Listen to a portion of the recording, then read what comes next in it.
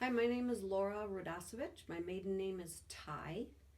I am the youngest of 10 children of Lawrence W. Tighe. This is a picture of my dad.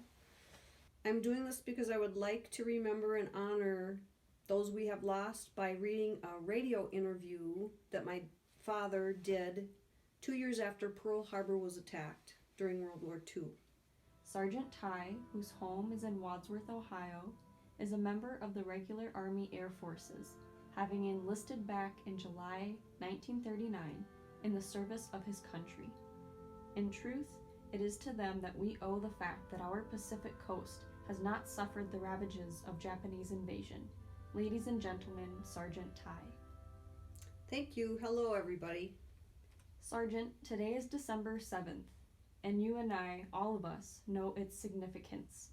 Will you tell us where you were 2 years ago today?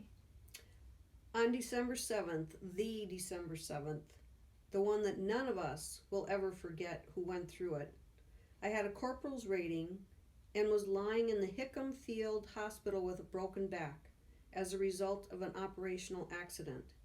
It was Sunday morning, and like any other peacetime Sunday, we were still sleeping. The first screaming motors and exploding bombs didn't bother us. We turned over in bed and cussed the Navy for disturbing our late morning sleep. That was what we thought it was. The Navy with more practiced maneuvers. Then, one of the bombs hit close enough to make us know better. No air raid siren ever sounded that day on Hickam Field. And there was a good reason. The very first stick of bombs got the guardhouse and the firehouse, and the warning system went up in a mass of tangled fragments and flame. We didn't need any sirens after that. Very shortly after the attack, they started bringing the wounded in. They were arriving so thick and fast that they were left out in the courtyard, in the corridors, and in fact, all over the place. What did you and the other patients in the hospital do? Although I was wearing a brace, I joined the other patients in the hospital who were able to get around in helping to carry in the wounded who had been left outside. Our base hospital was a relatively small one, and of course, in a very short while, the facilities were way overtaxed. An immediate call was sent out to Honolulu for all civilian and military doctors, nurses, and nurses' aides, and so on, to report to our hospital. Serious operative cases were taken care of first, the patients being taken to civilian hospitals when our station hospitals became too overcrowded.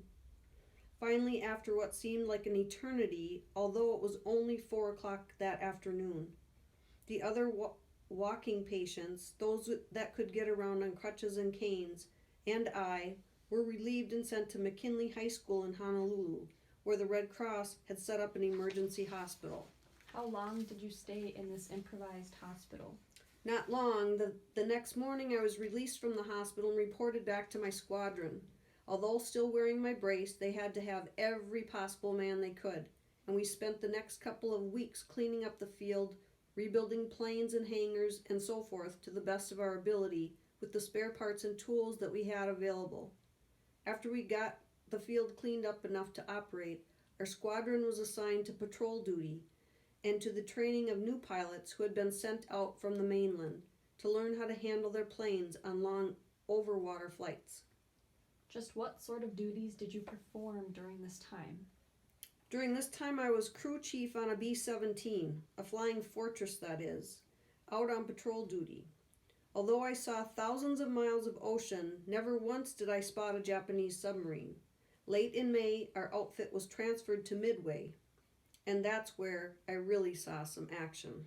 Well, tell us about your Midway battle experiences.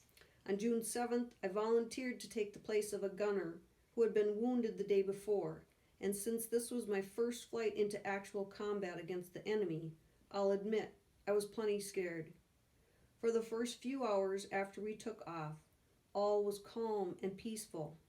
Then we sighted what remained of the great Japanese Armada, there remaining at that time only a few cruisers and destroyers, and things began to happen. As our target, we picked a large destroyer and started in on our bomb run over it.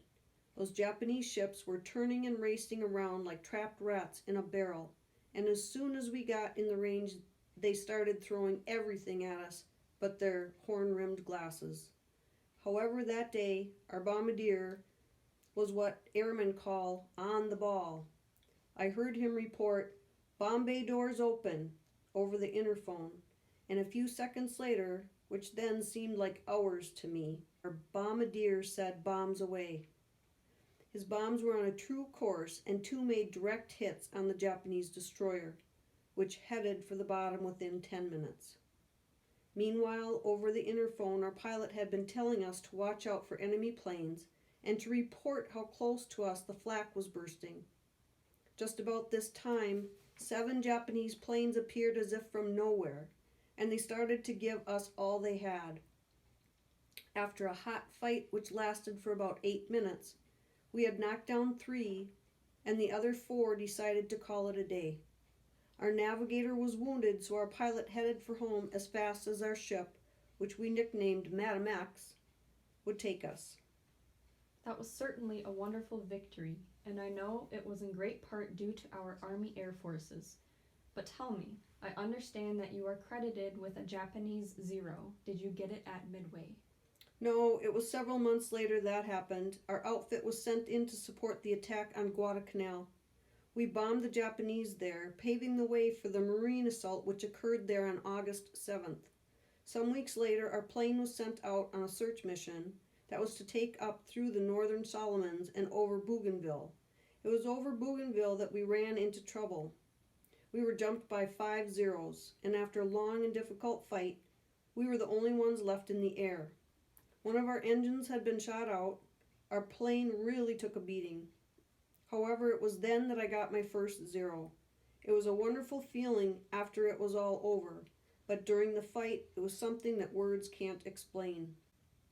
This 0 came in at about 5 o'clock, climbing, shooting at the underside of our ship. He started shooting at us at about 800 yards, so I opened up on him. I could see the tracers going into the plane, but he just kept coming. At about 80 yards from our ship, he pulled up into a slow roll, the whole underside of his plane coming into full view. For just a second, he seemed to hang in the air as if on a string. I thought I'd burn my guns out trying to pour lead into him.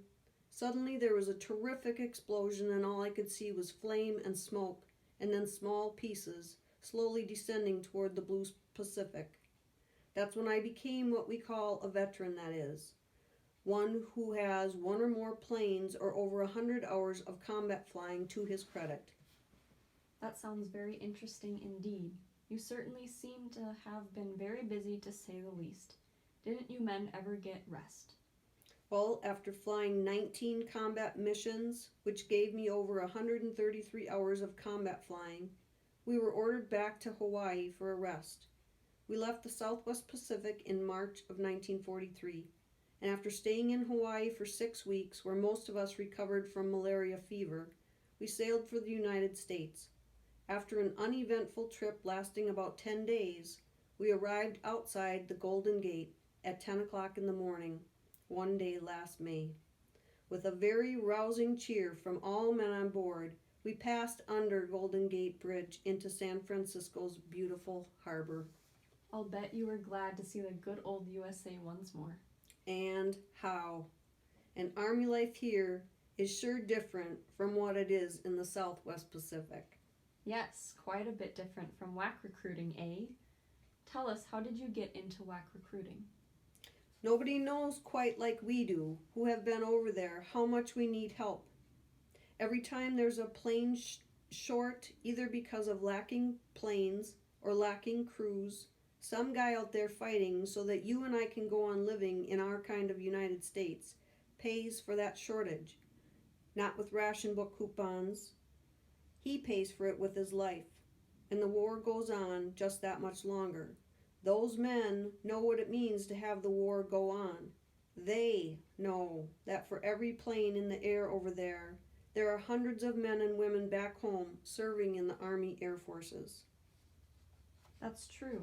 Tell us, Sergeant, just what those hundreds of men in the Air Forces are doing. They're men in training as replacements for combat casualties. They're working in administrative jobs as typists, finance clerks, and in other jobs such as truck drivers, machine operators, laboratory technicians, medical assistants, instrument makers, and 100 similar non-combat duties. We not only need those jobs done, we've got to get them done if we're going to win. And women can do a great many of these jobs. They can do most of them as well or better than men can do them, thus relieving men for more active duty. We all know what a tremendous job those airwhacks already in service are doing. We thank God for them every day, and we're proud of them. They're the soldiers. But we tell you, and they will tell you, there are not enough airwhacks. We've got to have more. The sooner the women respond to their country's call, the sooner we'll really get started on the road to victory. By the way, Sergeant, what are those ribbons you're wearing? You have been told by others that these ribbons I wear stand for the sacrifices which I made and the other guys in the crew made. If they were sacrifices, I'm glad I made them, but I know better than anybody else how small they are in comparison to the real sacrifices that a lot of other men have made. Because you see, some of the men I ate with, slept with, talked with, lived with, and flew with are still in the Pacific. They didn't come back with me and our pilot. They aren't ever coming back. They're buried there. Their graves are everlasting, eternal shrines to the kind of courage that is winning this war. The kind of courage that we honestly believe American women have got too. That's the kind of courage that makes airwhacks. That's the reason I'm here. Because they couldn't come. When you asked them to die for you, they didn't cry about it. They didn't say it was asking too much. They didn't let you down. And women, you're not going to let them down. It's the real heroes, the men who are dead, the men who died for you, that are asking the question with my voice. I know that you will answer them.